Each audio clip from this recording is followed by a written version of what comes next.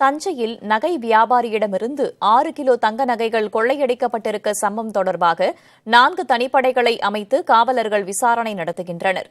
சென்னையைச் சேர்ந்த மணி என்பவர் தஞ்சை, கும்பகோணம், பட்டுக்கோட்டை பகுதிகளில் நகைகளை விற்பது வழக்கம். சென்னையிலிருந்து தங்க நகைகளுடன் தஞ்சை வந்த அவர் பல்வேறு கடைகளுக்கு நகைகளை கொடுத்துவிட்டு எஞ்சிய நகைகளுடன் தஞ்சை பேருந்து நிலையம் அருகே உணவகம் ஒன்றுக்கு சென்றுள்ளார்.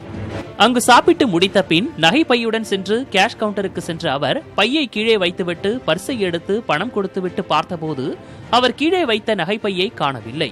அப்போது ஒருவர் நகைப்பையுடன் ஓடுவதைக் கண்ட மணி அவரை துரத்தி கொண்டு ஓடியுள்ளார். ஆனால் அதற்குள் அந்த நபரும் அவருடன் வந்தவர்களும் தப்பிவிட்டனர்.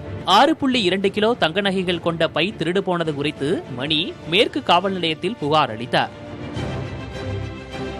இதையடுத்து சிசிடிவி கேமராவை ஆய்வு செய்த போது மணி ஒவ்வொரு நகைக்கடைக்கும் சென்றபோது 9 பேர் கொண்ட கும்பல் பின்தொடர்ந்தது தெரியவந்தது.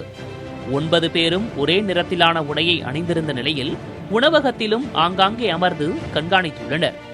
அவர் பணம் கட்ட போகும்போது மற்றவர்கள் அவரை சுற்றி நின்று கொள்ள ஒருவர் நகைப்பையை எடுத்துக்கொண்டு ஓடியது சிசிடிவி காட்சிகளில் தெரிய வந்துள்ளது. நகையை திருடிய அந்த கும்பல் ஆட்டோவில் ஏறி அங்கிருந்து தஞ்சை பெரிய கோயில் முன் உள்ள வாகன நிறுத்துமிடத்தில் இறங்கி வேறு வாகனத்தில் சென்றதும் சிசிடிவி மூலம் தெரிய வந்தது.